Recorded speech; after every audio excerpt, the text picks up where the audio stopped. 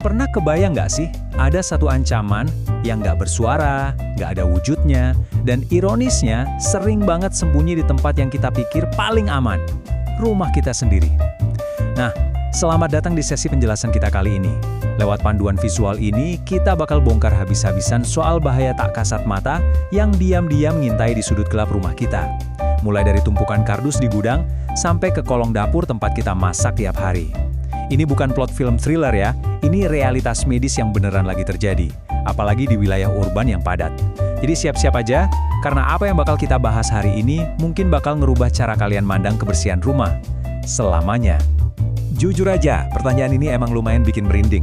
Ancaman tak kasat mata apa sih yang kadang bisa berakibat fatal dan ternyata ngumpet di balik debu rumah kita sendiri? Buat kalian para dewasa muda, dan pastinya buat para orang tua yang punya balita yang lagi aktif-aktifnya merangkak di lantai, waduh ini penting banget. Kita tuh seringnya cuma waspada sama nyamuk demam berdarah atau polusi udara di luar kan? Tapi kita sering lupa, di dalam ruangan tertutup, di sela-sela kotak penyimpanan yang berdebu itu, bisa aja ada tamu tak diundang yang ninggalin jejak super bahaya. Oke, mari kita bedah faktanya pelan-pelan. Ancaman yang kita omongin ini namanya hantavirus. Kalau merujuk ke standar WHO dan CDC, hantavirus ini masuk kategori virus zoonosis, artinya virus yang lompat dari hewan ke manusia. Nah, pembawa utamanya itu hewan pengerat, kayak tikus liar atau tikus got yang nyasar ke rumah. Tapi, yang bikin virus ini mematikan dan ibaratnya kayak ninja adalah cara dia nular. Dia nggak nular lewat gigitan nyamuk, dia nularnya lewat udara yang kita hirup. Yap, partikel kotoran tikus yang terkontaminasi itu melayang di udara, berubah jadi aerosol, dan gak sengaja terhirup waktu kita lagi napas biasa. Fakta gilanya, virus ini bisa bertahan hidup anteng di debu ruangan berhari-hari, nunggu buat kehirup.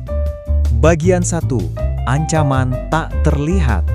Dari Ikatan Dokter Anak Indonesia atau IDAI, mereka ngasih satu pengingat yang pas banget. Hantavirus ini bukan virus baru, dan dia nggak gampang nyebar dari manusia ke manusia, kayak COVID-19. Intinya, kita butuh kewaspadaan, bukan kepanikan. Ini poin yang melegakan sebenarnya. Hantavirus ini udah ada dari tahun 50-an. Beda sama COVID di mana kita harus jaga jarak sama orang lain, penularan hantavirus antar manusia tuh sangat-sangat langka. Jadi kita nggak perlu parno berlebihan, tapi kita benar-benar dituntut buat ekstra waspada sama kondisi fisik lingkungan di sekitar kita. Masuk ke bagian 2, mekanisme invasi. Nah, ini yang kita sebut sebagai jalur debu tak kasat mata. Coba deh bayangin kolong wastafel dapur kalian. Ada tikus terinfeksi lewat, terus dia ninggalin kencing, kotoran, atau air liur. Di ruangan yang tertutup gitu, kotoran ini lama-lama mengering. Waktu mengering, dia pecah jadi partikel debu mikroskopis yang bener-bener nggak kelihatan sama mata kita. Terus, hari Minggu nih, kalian niatnya mau bersih-bersih. Kalian ambil sapu, nyapu area situ dalam kondisi kering. Wah, aktivitas simpel ini malah nerbangin debu-debu beracun itu ke udara.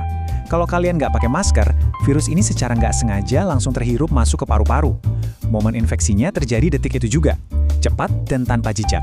Terus, apa efeknya setelah terhirup? Ini dia lini masa invasi senyapnya. Habis terhirup, virus ini mulai menggandakan diri. Sekitar 1-8 minggu kemudian, baru deh muncul gejala awal. Dan ini yang bikin repot, karena gejalanya tuh ngecoh banget, rasanya persis kayak flu biasa. Ada demam tinggi, pegal-pegal, nyeri otot yang parah banget, kadang mual juga. Tapi jangan salah sangka, kalau flu biasa itu tingkat fatalitasnya di bawah 1%, hantavirus ini gerakannya jauh lebih agresif. Di fase yang parah, invasi ini bisa berujung ke penumpukan cairan ekstrim di paru-paru. Bayangin aja kayak paru-paru kita tenggelam dari dalam. Atau, parahnya lagi, bisa memicu gagal ginjal akut. Lanjut ke bagian 3, jejak hantavirus di Indonesia. 23. Yep, perhatiin angka ini baik-baik. Ini bukan sekedar prediksi atau tebakan ya. 23 ini adalah jumlah kasus positif hantavirus yang udah dikonfirmasi resmi sama Kementerian Kesehatan kita dari tahun 2024 sampai awal 2026. Angka ini jadi semacam tamparan realitas buat kita, ngingetin kalau virus ini tuh nyata, ada di sini, dan lagi sirkulasi di sekitar kita. Coba kita lihat gambaran besarnya lewat data ini. Dari sekitar 251 kasus suspek, ada 23 yang dinyatakan positif. Dan yang bikin miris, ada 3 korban jiwa. Untuk skala kasus segini, tingkat fatalitasnya lumayan tinggi loh. Yang juga harus jadi sorotan adalah di mana kasus ini muncul, Jakarta dan Yogyakarta. Pakar epidemiologi Dr. Mas Dalina Pane nekenin banget kalau resiko penularan ini bakal melonjak drastis di lingkungan padat penduduk.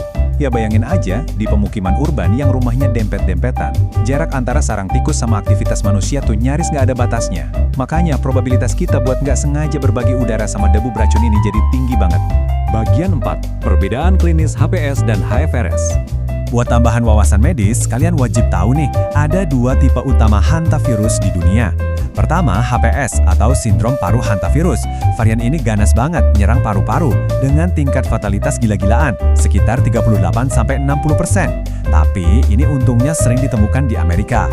Nah, yang kedua ini namanya HFRS atau demam berdarah dengan sindrom ginjal. Sesuai penjelasan para pakar, ini dia jenis yang umum muter-muter di Indonesia. Biasanya gara-gara strain Sol virus. HFRS ini nyerang pembuluh darah dan ginjal. Tingkat kematiannya di angka 5-15%. Yang bahaya tuh gejalanya mirip banget, benar-benar mirip sama demam berdarah dengue. Sama-sama bikin trombosit turun drastis. Makanya di awal-awal diagnosisnya sering banget bikin masyarakat atau dokter sekalipun terkecoh. Terus, siapa sih yang paling rentan kena dampak fatalnya? Sebenarnya semua orang bisa kena kalau menghirup debunya. Tapi ada kelompok-kelompok yang masuk zona merah nih. Pertama, lansia di atas 60 tahun.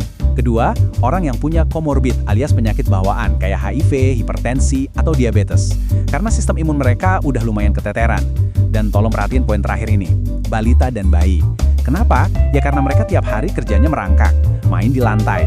Lantai itu ibaratnya ground zero, tempat partikel dari tikus mengendap.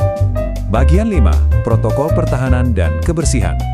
Oke, paham ancamannya udah. Sekarang, gimana cara kita ngelawan?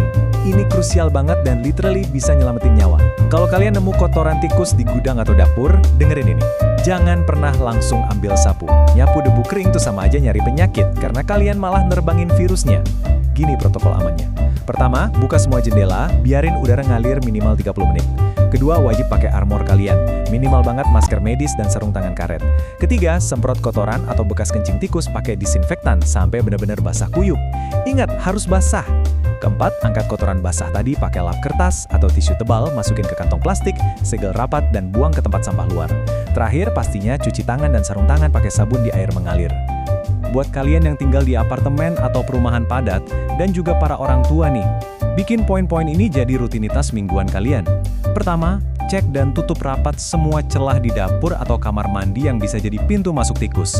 Kedua, buang sampah benar-benar di tempat tertutup biar tikus nggak mampir buat cari makan. Ketiga, pasang jebakan tikus, boleh banget, tapi ingat, buang bangkainya wajib pakai sarung tangan. Keempat, buat yang punya anak, sterilisasi area main mereka secara rutin. Dan terakhir, bongkar tuh gudang, singkirin tumpukan kardus atau barang bekas yang udah nggak kepake, karena itu spot favorit banget buat tikus berkembang biak. Nah, ini juga super penting. Gimana kalau udah terlanjur kejadian? Protokol pertolongan pertamanya gimana? Kalau misal suatu hari, kalian habis bersih-bersih gudang yang berdebu banget, atau ngerasa kayaknya rumah lagi banyak tikus, terus tiba-tiba kalian demam tinggi parah, disertai nyeri otot yang luar biasa hebat, jangan ditunda. Jangan cuma minum obat warung terus dibawa tidur. Langsung berangkat ke dokter atau rumah sakit terdekat. Dan kuncinya di sini, ceritain ke dokter kalau kalian habis beraktivitas yang berisiko kontak sama tikus. Kenapa ini penting? Karena deteksi dini itu benar-benar satu-satunya kunci buat ngehindarin virus ini memicu shock atau kegagalan organ yang fatal. Pada akhirnya, pembahasan kita hari ini bukan buat nakut-nakutin kok, tapi murni buat ngebangun kesadaran kita soal tempat kita tinggal. Jadi, sebelum kita tutup sesi penjelasan ini, coba deh renungin pertanyaan ini sambil ngelihat sekeliling ruangan kalian sekarang. Apa rumah Anda udah beneran aman dan steril? Atau jangan-jangan tanpa sadar, selama ini Anda lagi asik berbagi udara sama tamu tak kasat mata yang nggak pernah Anda undang? Kewaspadaan adalah garis pertahanan pertama dan terbaik kita. Terus belajar, tetap peka sama sekitar, dan jaga terus kesehatan lingkungan kalian ya.